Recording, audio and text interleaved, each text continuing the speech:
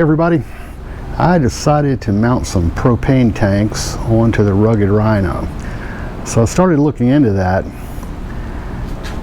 into the cost and the methods, and I was stunned by how much it cost.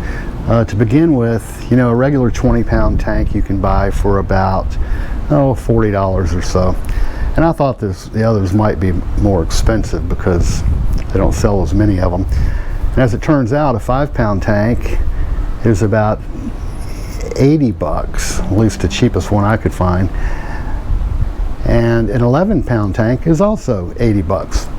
So I decided to go with 211 since the price was the same. But what really amazed me was the cost of the mounts. The cheapest mount I could find that was designed for an 11-pound tank was, I think, $120, and they ranged from $120 all the way up to about $200, which is craziness. So I got to looking around and I figured out a better way to do it. So I'm going to show you how to mount a couple of propane tanks without breaking the bank. So in thinking about it, I decided, well, maybe my search is wrong, and instead of searching for propane tank mounts, I started searching for tank mounts. And as it turns out, there's a great solution. This is a hold-right quick strap, and it's made for water heater expansion tanks. They're about the same size as a 5 or an 11-gallon propane tank. And the beauty is they're 18 bucks. So I'm going to show you what I did to mount mine, and maybe it'll help you save a few bucks yourself. So these are pretty simple little devices. Basically, it's just a standoff to hold the tank off the wall and a couple of stainless steel straps. The standoff is galvanized metal, and again, the straps are stainless steel. So what I did is mounted mine to my toolbox, but because the walls of the toolbox are super thin, they flex a lot, I put a little backing plate. I'll see if I can show you this. I put an aluminum backing plate behind it. This is 1/4 inch aluminum, is 2 inches wide, and this piece is about 1 inch or 2 inches longer than the actual mount. If I did it again, I might run this horizontal. It still has a little bit of flex in the wall, but overall it's pretty good. So basically,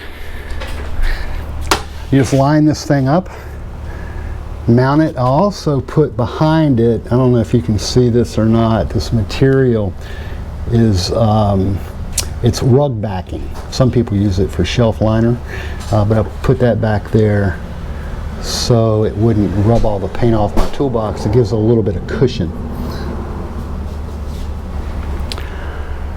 These straps will hold a tank up to a diameter of about 15 inches. So I just cut mine down. The 11-pound tanks, and I think the 5-pound tanks too, are about 9 inches. I use stainless steel kind of Phillips head bolts backed with nylock nuts. So you don't need a lock washer when you use the nylocks.